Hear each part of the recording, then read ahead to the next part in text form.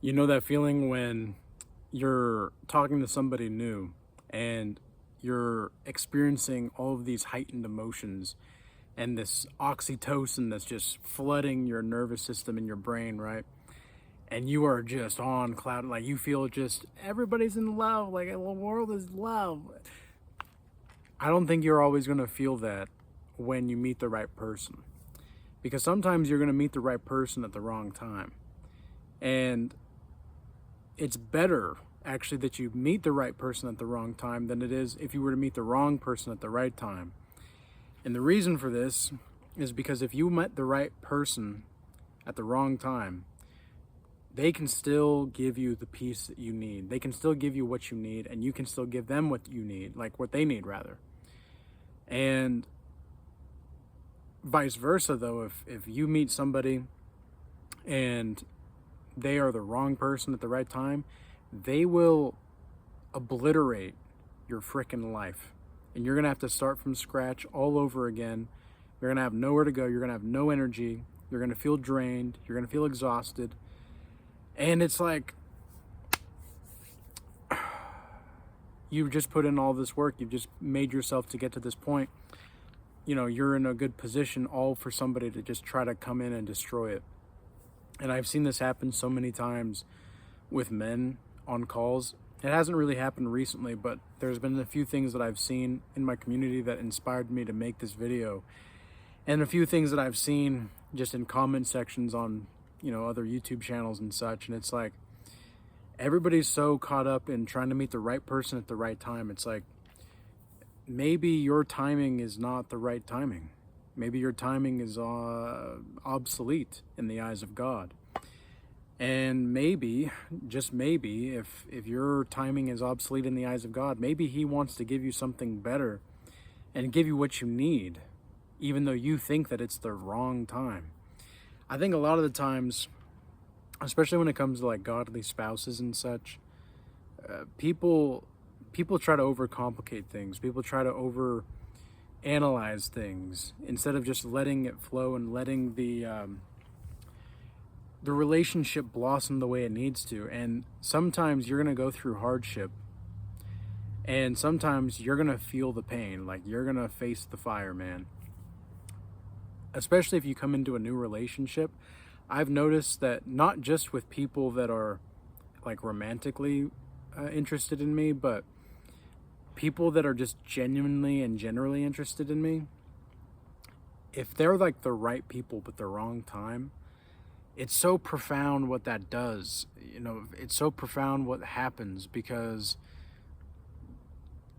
even though there might be a lot of struggles or challenges that you're dealing with, God's grace, if you just are willing to face the adversity, if you're just willing to walk through the frickin' fire and flames that are gonna scorch you, like you feel like they're gonna scorch you to death, all of a sudden, like, God places this protective energy over your skin, it feels like, where everything still hurts, but it doesn't burn you. It doesn't burn you to the severity that it would otherwise. And I think that this is a good framework of mind to see what's happening in your relationships with people, generally speaking. Sometimes I think that the reason we overanalyze things is because we don't know how to have joy in the hard times. Like, especially if you feel like you've met the right person at the wrong time, you're likely going to feel as though you don't know how to experience joy, or you don't know how to afford joy. But I genuinely think and I genuinely believe that you can have joy and you can have fun and playfulness, anything that you do at any time. And maybe what you need, I just thought about this. Maybe what you need is to put yourself in a frickin' terrible position so that you can learn how to have fun in the terrible position. There's somebody in the Regal Change Academy group that we have. He always talks about embracing the suck. I mean, it's just kind of like evolved into something that we genuinely and generally talk about in our calls every now and again. And, embracing the suck, you really just have to embrace the sucky situation. And it's funny how when you just accept the suckiness when you just accept that this is a terrible thing, all of a sudden it gets a lot better. All of a sudden it gets a lot easier to work with and to go through, right? And I think a lot of the times with people in relationships and such, like they when they when they come across hard times, they don't know how to extrapolate ways in which they can work through the relationships, because sometimes we just want things to work. Like we just want things to work the way that we want them to work, and for some reason, it may seem like God is like putting these obstacles in the way, or maybe you feel like there is some kind of block that you need to break, or there's like this chain of bondage that you need to break. And if there is, you definitely need to break it. But that right person at the wrong time might help you break those bonds. You actually might need that person more than you know. And this is what I've seen even in our group of the Regal Change Academy. We've had people come and go for over a year now, because we started last April of 2024. And so it's still a baby, we're still growing as a brand and as a community and as a school. But the kinds of people that we've had, and we're just getting more and more engagement all the time, but the kinds of people that we had over the last year or so, the people that we've seen come and go, we've seen so many different kinds of people, where people that are, let's say, regulars in the community, people that are well known in the community, it's like they themselves are presenting certain frameworks to people at the exact time that they need to hear these frameworks, at the exact time that they need to see these frameworks, because they are now seeing how they themselves have made certain choices and are stuck, like looking back. Like we had another person in the Regal Change Academy put in the group chat we have for the Telegram channel. He put a video of Han from Tokyo Drift, and something that he said was how life becomes simple when you stop living in fear. You just make decisions and don't look back. And it's so crazy how profound that is. And I thought that this was a very pertinent situation and a pertinent video for this person to share the video within the Telegram chat that we have. Because we have like the online community itself, and then for people that want like a more personalized connection, that's what we have the Telegram for. And it's crazy how, because like we're not always going to be on the calls, right? We only have the calls like 1 or 3 times a week, depending on the week. And when we have the Telegram chat, we can communicate a little bit more quickly, and we can see more accurately into people's lives and daily lives. They can tell their wins and everything. And I think that the people that are regulars in the community, there's like this node of consciousness that really forces people to look at their own illusions. Because when you're in a group of true brothers and sisters in Christ, or that are striving to just live in the truth, you're gonna encounter people that might disagree with you. And I've seen this over the past like year, where people don't know how to handle the disagreement sometimes. Like sometimes they do. Like I remember I was just talking to somebody about this in a one-on-one session yesterday. Like the time around the election time last November, that was a weird time for the community, because people sometimes wanted to talk about politics and such, and I don't really mind talking about politics. I just don't like talking about politics. I think there's way more interesting things to talk about. But I understand the importance of keeping an eye out on what's happening so that you can move accordingly. But other times, man, like you just need to put that crap aside and just focus on you. Like sometimes that's just what you need to do. And this doesn't go for everybody, of course, but sometimes that's just the way that things work. And I've heard so many times, in my life, the regrets of elderly people. I was going to say elderly, elderly, is that even a word? I don't think so. But anyway, the elderly people, like I've had people that are older tell me their regrets, and they're like, I was just so focused on everybody else that I had no time to live my own life. I don't know about you guys, but I never want to be in that position. I never want to be able to look back when I'm older and be like, reflecting. Because I think there's a difference between like looking back for reflection and looking back as in like, oh, I should have, would have, I should have done this, I could have done that, I could have, I should have.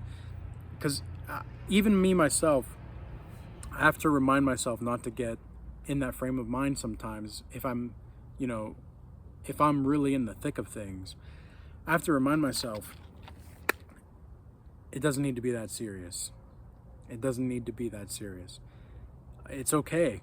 Like, it's okay if things are that serious, but you don't need to take it so seriously, okay? And that's where the semantics will really play a big pivotal moment. But, especially with romantic relationships, I think one of the reasons they fail is because, actually, there's two main reasons that I think romantic relationships fail nowadays, especially. Number one is they take them too seriously, or they don't take them seriously enough.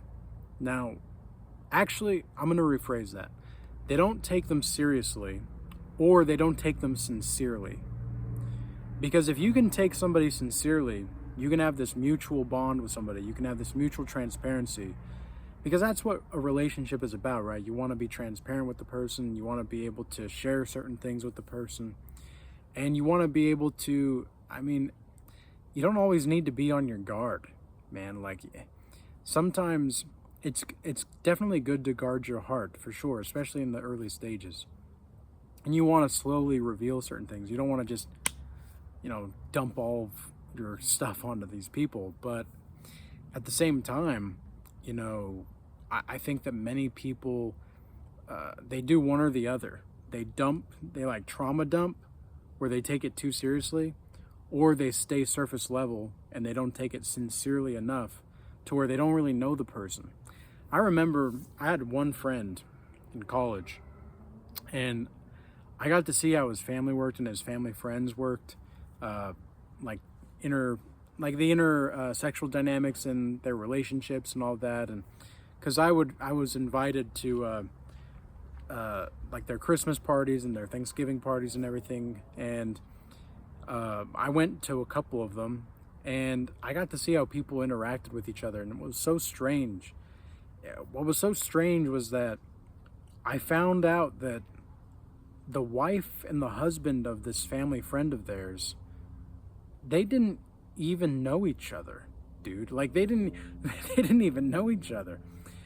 Because the guy was telling me, and he was telling me certain things. We were getting pretty deep there for a minute. Sometimes I just have this ability to let people's guard down. Like, people just feel like they can open up to me really easily because I'm not going to judge them, and I don't want to judge them. I'm going to be truthful with you on what my perspective is, but I'm not going to judge you. It's not my place to judge you. I might judge your behaviors, and I might not trust you based on your behaviors, but that doesn't mean I'm going to treat you like less of a person. Like, you still have intrinsic worth. You're still made in the image of God. So, and you're still amazing. Like, God created you. Like, there's still that intrinsic value that is there, right? But I saw the way that these people were behaving, and then he told me these things, and he's like, about his relationship with his wife, and he's like, oh, by the way, like, don't tell her that. Like, she doesn't know about this. And I thought, and I said, she doesn't know about this? Shouldn't she know about this? And he was just, this was years ago, but he was like, no, like, if it comes up, it's going to cause problems. And it's like, well, but this is like a big deal. Like, this is like a very much different ideal from what you guys talk about. Because they had certain ideals that were just not matching. They had virtues that were just not matching. Like, his ideal and his principles were very different from hers, but he could never say that to her. Otherwise, their relationship would fall apart. And it's like, well, so you just choose to be in like this stagnant misery on the inside, like, rather, and pretending to be happy. Ugh. Like, I just didn't understand it. And this is what I mean when I say the right time but the wrong person. That's an example of the right time but the wrong person.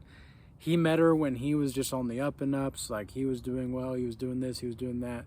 He had a great collegiate career, he had a really bright future, and the woman was obviously, like, this woman is reasonably attractive, and she definitely knew, like, how to seduce a man, right? Like, even at the time, I felt as though she was like trying to subtly flirt with me in instances, and she would dress up a little bit more when she knew that I was there. But if I wasn't gonna be there, she didn't think I was gonna be there, she didn't dress up a little bit. So, like, it was very strange. You know, it was very strange to have like your friend's mom behave this way. But, you know, just I liked these people, though. I liked these people, and I thought that they were a fun time, but we never did get deeper into after the surface. And once we did, it was like, oh, there are all the skeletons in the closet. And it was like, man, it's too bad. You know, it's really too bad, because there's a lot of good people out there that it's the right time, but it's the wrong person. And you got to be sometimes patient. Sometimes your right time is not on God's timing. So you got to be patient sometimes. You got to be willing to wait and commit to acts of purity, I think, is the antidote to that. But I think that I've got everything I wanted to say in this video said. I hope this was a useful and insightful message for you. And if you do want to schedule a one-on-one mentorship call or check out the Regal Change Academy, those links are in the description box below. And with all that being said, peace be with you all. Until next time.